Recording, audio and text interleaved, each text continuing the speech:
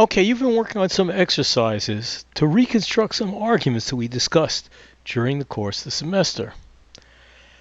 And the exercise really asked you to reconstruct 4 arguments. First, the argument for turning the trolley.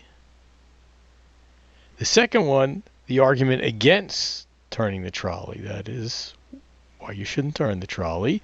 The third, the argument for throwing the fat man off the bridge. And finally, the argument against throwing the fat man off the bridge. Now I'm going to propose some solutions for you, and you should use the ones that I proposed in answering the essay question that I gave you. And in general, good idea, when we're going things, if I've given you a reconstruction of an argument, it's probably a good idea when you're writing an answer to the question to use the reconstruction that I've given. Simply because perhaps you have a better one. But I'm usually giving you an exercise or a quiz or a test to make sure that you understood it.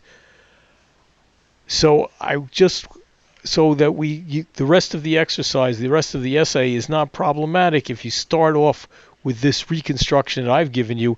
At least I can't take any points off. Okay, let's first look at the first one.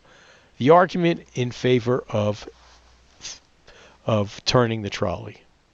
Is it right to turn the trolley? Position people took. The majority position was yes, it was right. So here we have the turn the trolley argument.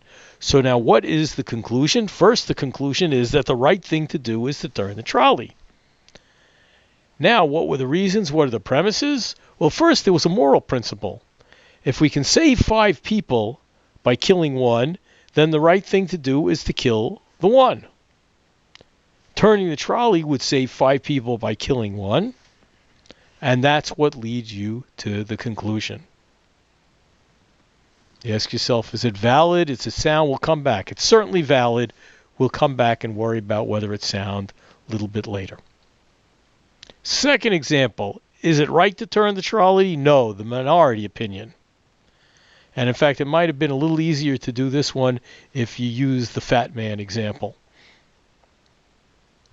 In fact, let me just switch over to the fat man example and come back to this. Okay, and here's the don't throw the fat man off the bridge argument. The conclusion, the right thing to do is not throw the fat man off the bridge. And what are the premises that get us there? Number 1, it's wrong to kill one person even if it saves 5 people.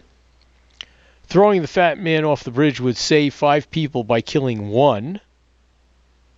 Therefore, the right thing to do is to not throw the fat man off the bridge. Okay, and now the interesting thing that we're going to see is examples number 2 and 3 really use the same moral principles, the same moral premises that we've seen in 1 and 4. So let's now go back to example number 2. Is it right to turn the trolley? No.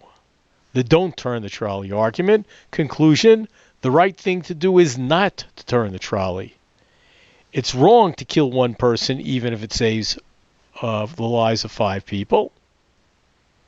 Turning the trolley would save 5 people by killing one. Therefore, the right thing to do is not to turn the trolley.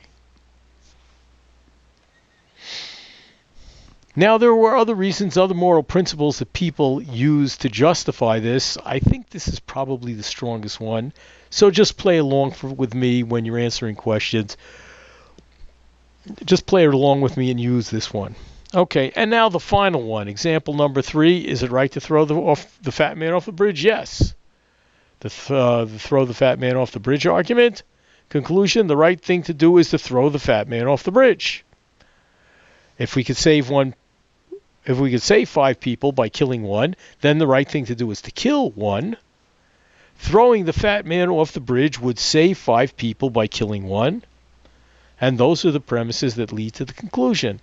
So now there are the answers to the 4 questions that we've posed. And now we're going to turn to how this will help us solve problems. That will be the next kind of module that we will be turning to.